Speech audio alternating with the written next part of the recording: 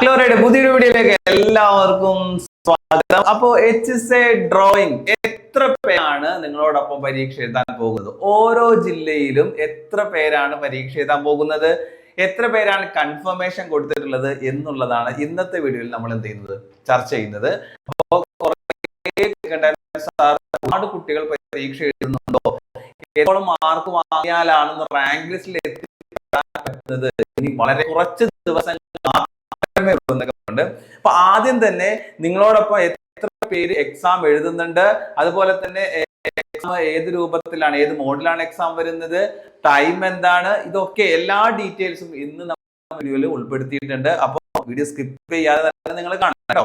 കാരണം നമ്മുടെ ഈ പരീക്ഷ എഴുതാൻ പോകുന്നവരുടെ എണ്ണം അറിഞ്ഞിട്ടുണ്ടെങ്കിൽ എത്രത്തോളം പഠിക്കണം, എത്രത്തോളം മുമ്പിൽ എത്താൻ നിങ്ങൾക്ക് പറ്റും എന്നൊക്കെയുള്ള ഒരു ഐഡിയ നമുക്ക് കിട്ടും.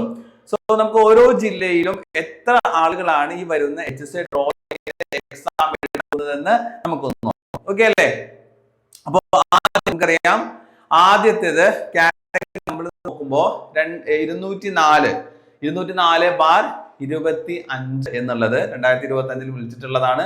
ഒരു 4 ജില്ല ഒരുമിച്ച് വിളിച്ചിട്ടുണ്ടായിരുന്നു. സ്വാഭാവികമായിട്ട് ജില്ല ഒരുമിച്ച് വിളിക്കുമ്പോൾ ആപ്ലിക്കൻസ് കുറയും. ഒരു ജില്ലയാണെങ്കിൽ ആപ്ലിക്കൻസ് എല്ലാവരും വന്നിട്ട് എഴുതുന്നത് അവിടെ ആയിരിക്കും. അപ്പൊ നിങ്ങളെ സംബന്ധിച്ചിടത്തോളം ഒരു സുവർണ അവസരമാണ്. HSA ഡ്രോയിങ് ഗവൺമെന്റ് സർവീസിൽ ഒരു ജോലി ആഗ്രഹിക്കുന്നവർക്ക് ഒരു സുവർണ അവസരം തന്നെയാണ് വന്നിട്ടുള്ളത്. ഇനിയുള്ള ദിവസങ്ങൾ കൃത്യമായിട്ട് നിങ്ങൾ ഉപയോഗപ്പെടുത്തുകയാണെങ്കിൽ, നോട്ട് ദ പോയിന്റ്, കൃത്യമായിട്ട് സിസ്റ്റമാറ്റിക് ആയിട്ട് നിങ്ങൾ ഉപയോഗപ്പെടുത്തുകയാണെങ്കിൽ തീർച്ചയായിട്ടും നിങ്ങൾക്കും എന്ത് ചെയ്യാൻ സാധിക്കും, ഒരു ഗവൺമെന്റ് സർവീസിൽ ജോലി നേടിയെടുക്കാൻ സാധിക്കും, റാങ്ക് ലിസ്റ്റിൽ ഉൾപ്പെടാൻ നിങ്ങൾക്ക് സാധിക്കും. ഓക്കെ, നിങ്ങൾക്കറിയാം ഏറ്റവും മുകളിൽ വരുന്ന റാങ്കിൽ വരുന്ന ആളുകൾക്കാണ് ജോലി സാധ്യത കൂടുതലുള്ളത്. എത്രത്തോളം നിങ്ങൾക്ക് പഠിക്കാൻ പറ്റുന്നു അത്രത്തോളം നിങ്ങൾ എന്ത് ചെയ്യാം, നന്നായിട്ട് പഠിക്കാം. അപ്പൊ ഇവിടെ നോക്കേ, 204/2025 വന്നിട്ടുള്ള നോട്ടിഫിക്കേഷനില് അവിടെ തിരുവനന്തപുരം ജില്ല, അത് കൺഫർമേഷന് മുമ്പ് 87 ആപ്ലിക്കൻസ് ആണ് ഉണ്ടായത്. ഇപ്പോ 73 പേരാണ് എന്ത് ചെയ്യുന്നത്, അവിടെ പരീക്ഷ എഴുതുന്നത് അല്ലെ. ഇപ്പൊ 73 പേര് എന്ന് പറയുന്നത് മറ്റുള്ള സബ്ജക്റ്റെ വെച്ച് നോക്കുമ്പോൾ വളരെ കുറഞ്ഞ ഒരു നമ്പറാണ്. അപ്പോ അവർ ഈ 73 ആളിൽ മുകളിൽ അല്ലെങ്കിൽ അതിന്റെ മുകളിൽ നിങ്ങൾ എത്താൻ ശ്രമിച്ചിട്ടുണ്ടെങ്കിൽ തീർച്ചയായിട്ടും നിങ്ങൾക്ക് ജോലി സാധ്യത എന്ത് ചെയ്യും, കൂടുന്നതായിരിക്കും കേട്ടോ.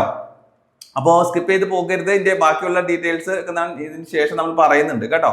ഇനി ആലപ്പുഴ ജില്ല 204/25 വരുന്നത്, അത് 54 എന്ത് ചെയ്തിട്ടുള്ളത്, അപ്ലൈ ചെയ്തിട്ടുള്ളത്. പക്ഷെ കൺഫർമേഷന് ശേഷം വന്നിട്ടുള്ളത് എത്രയാണ്, 43 ആളുകളാണ് കേട്ടോ. 43 ആളുകളാണ് കൺഫർമേഷന് ശേഷം എന്ത് ചെയ്തിട്ടുള്ളത്, വന്നിട്ടുള്ളത്.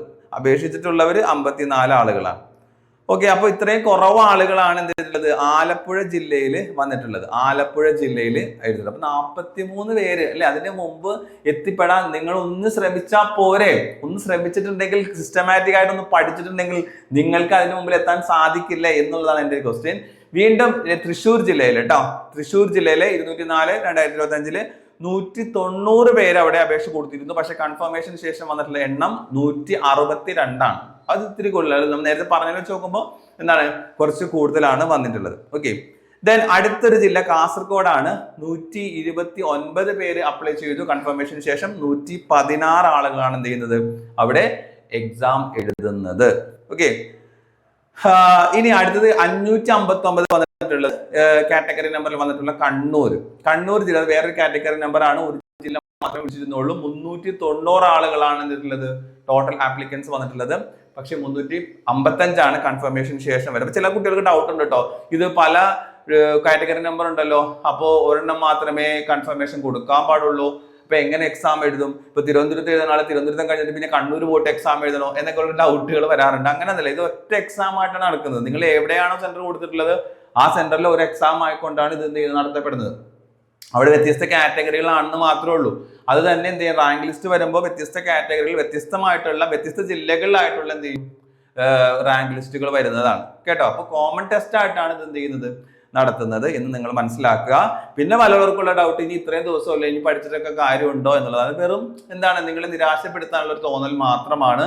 തീർച്ചയായിട്ടും ഇനി വരുന്ന ദിവസങ്ങൾ നിങ്ങൾ കൃത്യമായിട്ട് ഞാൻ വീണ്ടും റിപ്പീറ്റ് ചെയ്യണ ആ വേർഡ്, സിസ്റ്റമാറ്റിക് ആയിട്ട് പഠിച്ചിട്ടുണ്ടെങ്കിൽ നിങ്ങൾക്കും ഉയർന്ന റാങ്കിൽ എത്താൻ പറ്റുന്നതാണ്. നമ്മുടെ അക്ലോറയിൽ 50 ദിവസത്തെ ക്രാഷ് ബാച്ച് സ്റ്റാർട്ട് ചെയ്തിട്ടുണ്ട്. ഈ സിലബസ് ഫുൾ കംപ്ലീറ്റ് ചെയ്യാൻ എന്താണ് നിങ്ങൾ ചെയ്യേണ്ടത്, ഫോളോ ചെയ്യണം എന്ന രൂപത്തിൽ ഡ്രോയിങ്ങിന്റെയും കൃത്യമായിട്ടുള്ള സ്റ്റഡി പ്ലാനോട് ക്രാഷ് ബാച്ച് സ്റ്റാർട്ട് ചെയ്തിട്ടുണ്ട്.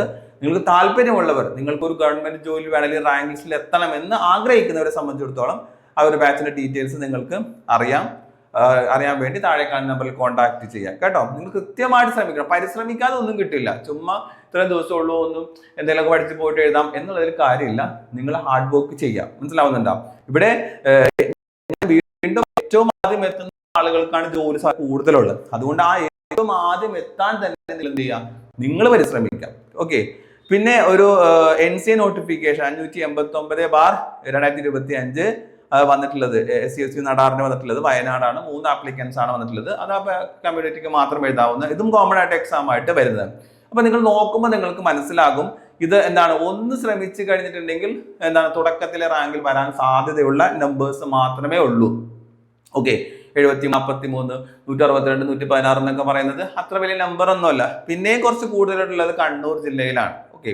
അപ്പൊ ഇവിടെ കൃത്യമായിട്ട് ഈ ദിവസങ്ങളിൽ നിങ്ങൾ പഠിക്കണം. അത് ഡ്രോയിങ് മാത്രം, രണ്ടും. ചില കുട്ടികൾ GK അങ്ങോട്ട് മാറ്റി വെക്കും. ഇതൊരു കോമ്പറ്റീഷൻ എക്സാമാണ്, കേട്ടിട്ട് പോലെയല്ല. അപ്പോൾ അതും നമുക്ക് ആവശ്യമാണ്. അവിടെ നിന്നും 1 മാർക്കോ 2 മാർക്കോ നേടുന്നത് നമ്മുടെ റാങ്ക് ഉയർത്താൻ നമ്മൾ എന്ത് ചെയ്യും, സഹായിക്കും. രണ്ട് നിങ്ങൾ ഒരേപോലെ കൊണ്ടുപോവുക. ആ PSC തന്നിട്ടുള്ള സിലബസ് കൃത്യമായിട്ട് ഫോക്കസ് ചെയ്യുക. അതേപോലെ തന്നെ ക്വസ്റ്റ്യൻസ് എന്ത് ചെയ്യാം, വർക്ക്ഔട്ട് ചെയ്യാം. ഇതാണ് നിങ്ങൾ ഇനിയുള്ള ദിവസങ്ങൾ ചെയ്യേണ്ടത്. ഇനി നോക്കിയേ, ഇനി നിങ്ങൾ റിമൈൻഡ് ചെയ്യേണ്ടത്, നിങ്ങൾ കുറച്ച് കാര്യങ്ങൾ നിങ്ങൾ ഓർക്കണം. ഒന്ന്, നമ്മുടെ എക്സാം വരുന്നത് HSC ഡ്രോയിങ്ങിന്റെ എക്സാം കോമൺ ടെസ്റ്റ് ആണെന്ന് പറഞ്ഞു. 22-ാം തീയതി, ഏപ്രിൽ 22-ാം തീയതിയാണ് എക്സാം നടക്കുന്നത്. പിന്നെ ഏറ്റവും ഹൈലൈറ്റ് ആയിട്ടുള്ള ഒരു പോയിന്റ്, ഇത് ഓൺലൈൻ എക്സാം ആണ്. 2 തരം എക്സാം നടത്താറുണ്ട് അല്ലേ. OMR എക്സാം നടത്താറുണ്ട്, ഓൺലൈൻ ആയിട്ട് നമ്മൾ സിസ്റ്റത്തിന്റെ മുമ്പിൽ ഇരുന്ന് കൊണ്ട് നമ്മൾ ചെയ്യേണ്ട എക്സാം നടത്താറുണ്ട്. അപ്പൊ ഇത് എന്താണ്, ഓൺലൈൻ എക്സാം ആയിട്ടാണ് വരുന്നത്. അതിൽ തന്നെ കുട്ടികൾക്ക് ഒരുപാട് ആശങ്കയുണ്ട്. ഇത് എങ്ങനെയാണ് ചെയ്യുന്നത്, എനിക്ക് ചെയ്യാൻ പറ്റുമോ, തെറ്റിപ്പോകുമോ എന്നൊക്കെയുള്ള ഒരുപാട് സംശയങ്ങളുണ്ട്. പക്ഷെ അതിന്റെ ഡെമോ ഒക്കെ നമുക്ക് ചെയ്ത് നോക്കാം. എക്സാമിന് മുമ്പ് തന്നെ നമുക്ക് എന്ത് ചെയ്യാൻ പറ്റും, PSC സൈറ്റിൽ ഇതിന്റെ ഡെമോ ഒക്കെ ഉണ്ട്. നമുക്കൊന്ന് അത്തരം ആശങ്കകൾ ഉള്ളവർക്കൊക്കെ ഇത് എന്ത് ചെയ്യാം, ചെയ്തു നോക്കാം. വേണമെങ്കിൽ നിങ്ങൾ ആവശ്യപ്പെടുകയാണെങ്കിൽ നമുക്ക് അതിൻ്റെ ഒരു ഡെമോ ക്ലാസ് പോലെ ചെയ്യാം. കൺഫ്യൂഷൻ ഉള്ള ആളുകൾ ഉണ്ട് എങ്കിൽ അല്ലേ. ഓക്കെ. അല്ലെങ്കിൽ തന്നെ നിങ്ങൾക്ക് ഒറ്റക്ക് ചെയ്ത് നോക്കണമെങ്കിൽ അങ്ങനെയും ചെയ്യാം. എന്തായാലും ആശങ്കപ്പെടേണ്ട കാര്യമില്ല. നിങ്ങൾക്ക് സിമ്പിൾ ആയിട്ട് ചെയ്യാൻ പറ്റുന്ന സംഭവം തന്നെയാണ്. ഇപ്പോൾ നിങ്ങൾ പഠനത്തിലേക്ക് എന്ത് ചെയ്യുക, കോൺസെൻട്രേറ്റ് ചെയ്യുക. പിന്നെ ഹോൾ ടിക്കറ്റ് വരുന്നത് 8-ാം തീയതി, ഏപ്രിൽ 8-ാം തീയതിയാണ് ഹോൾ ടിക്കറ്റ് വരുന്നത്. ഈ ഓൺലൈൻ എക്സാം ആകുമ്പോൾ തന്നെ 2 ബാച്ച് ആയിട്ടായിരിക്കും നടത്തുന്നത്. ബാച്ച് 1 നടക്കുന്നത് 8 മണി മുതൽ 11 മണി, രാവിലെ 8 മുതൽ 11 വരെയാണ്. സെക്കൻഡ് ബാച്ച് വരുന്നത് 10:45 മുതൽ 1:45 വരെയാണ്. അപ്പൊ അതൊക്കെ വിശദമായ ഹോൾ ടിക്കറ്റിൽ ഉണ്ടാവും. ആ ഡേറ്റും സംഭവവും ടൈമും ഒക്കെ കൃത്യമായിട്ട് നിങ്ങൾ എന്ത് ചെയ്യണം, ഫോളോ ചെയ്തിട്ട് തന്നെ പോകണം കേട്ടോ. അവിടെ ചെന്നിട്ട് ഒരു ആശങ്കപ്പെടൽ ഇത്രയാണ് അങ്ങനെ ഒന്നും വരരുത്. കാരണം ടെൻഷൻ വന്നാൽ അതുവരെ പഠിച്ച ഭാഗങ്ങളൊക്കെ മറക്കാനും സാധ്യത. അപ്പൊ ഈ ഒരു സംഭവം നിങ്ങൾ ശ്രദ്ധിക്കുക. അപ്പൊ ഇനിയിപ്പോ ഈ ഒരു നമ്പർ കൂടി നമ്മൾ അറിഞ്ഞു. ഇനി നമ്മൾ പഠിക്കുക എന്നുള്ളതാണ്. ഇവർക്ക് മുമ്പിലെത്തി, ഇത്രയും പോരാളി എന്റെ മുമ്പിലുണ്ട്, ഇവർക്ക് മുമ്പിൽ എത്താൻ പറ്റണം എന്നുള്ള ഒരു ദൃഢനിശ്ചയം നിങ്ങൾ, അതിനുള്ള ആയുധം ആയുധം എന്ന് ഉദ്ദേശിക്കുന്നത് PSC തന്ന സിലബസും അല്ലാതെ ഒരു മത്സര പരീക്ഷ നമ്മുടെ കയ്യിൽ ഉണ്ടായിരിക്കണം. ഓക്കെ. അപ്പൊ കൃത്യമായി പിന്നെ ക്വസ്റ്റ്യൻ വർക്ക്ഔട്ട് ചെയ്യാം. നിങ്ങൾ സിലബസ് ഉണ്ട് എന്ന് ഉൾപ്പെടെ, പക്ഷെ ആ ക്വസ്റ്റ്യൻ വർക്ക്ഔട്ട് ചെയ്യുമ്പോഴാണ് പഠിച്ച ഭാഗങ്ങളൊക്കെ നമുക്ക് റീകോൾ ചെയ്തെടുക്കാൻ സഹായിക്കുള്ളൂ. അക്ലോറയിൽ വീണ്ടും പറയുന്നു, ഡ്രോയിങ്ങിന്റെ ക്രാഷ് ബാച്ച് സ്റ്റാർട്ട് ചെയ്തിട്ടുണ്ട്. ഇപ്പൊ ജോയിൻ ചെയ്തിട്ടുണ്ടെങ്കിൽ അധികം ഡിലേ ആകാതെ കാര്യങ്ങൾ സിലബസ് ഫോക്കസ് ചെയ്ത് നിങ്ങൾക്ക് പഠിക്കുവാൻ സാധിക്കും. സിലബസ് കംപ്ലീറ്റ് ചെയ്യാൻ നിങ്ങൾക്ക് സാധിക്കും. അവിടെ വിഷൻ ക്ലാസിന്റെ ഇത് കൂടി നമ്മൾ ചെയ്തിട്ടുണ്ട്. ഇതൊക്കെ നിങ്ങൾ എന്ത് ചെയ്യാം, മാക്സിമം ഉപയോഗപ്പെടുത്തുക. അവിടെ നമുക്ക് വരുന്ന ഫീച്ചേഴ്സ് എന്ന് പറഞ്ഞിട്ടുണ്ടെങ്കിൽ കൃത്യമായിട്ടുള്ള സിലബസിന്റെ റെക്കോർഡ് ക്ലാസ്സസ് ഉണ്ടാകും, എക്സാംസ് ഉണ്ടാകും, അതുപോലെ ലൈവ് ഡിസ്കഷൻ നമുക്ക് വരുന്നുണ്ട്. ക്ലാസ്സുകളൊക്കെ ഏത് സമയത്ത് നിങ്ങൾക്ക് കാണാൻ പറ്റുന്ന റെക്കോർഡ് ടൈപ്പ് ക്ലാസ്സസ് ആണ് നമുക്കുള്ളത്. മോഡൽ OMR എക്സാംസ് നമ്മൾ കണ്ടക്ട് ചെയ്യുന്നുണ്ട്. ഇതൊക്കെ ഈ കോഴ്സിന്റെ പ്രത്യേകതയാണ്. അപ്പോൾ താല്പര്യം ആളുകൾ സ്ക്രീൻ കാണുന്ന നമ്പറിൽ കോൺടാക്ട് കേട്ടോ. അപ്പൊ ഇതിന്റെ കൂടുതൽ അപ്ഡേഷൻസും അതുപോലെ തന്നെ ഡ്രോയിങ്ങിന്റെ ക്വസ്റ്റ്യൻ PYQ സംഭവങ്ങളൊക്കെ നമുക്ക് എന്ത് ചെയ്യാം, നോക്കാം. കൂടുതൽ ഇമ്പോർട്ടന്റ് ആയിട്ടുള്ള ഏരിയകളൊക്കെ നമുക്ക് നോക്കാം. അപ്പൊ അടുത്ത വീഡിയോ നമുക്ക് വീണ്ടും കാണാം. എല്ലാവർക്കും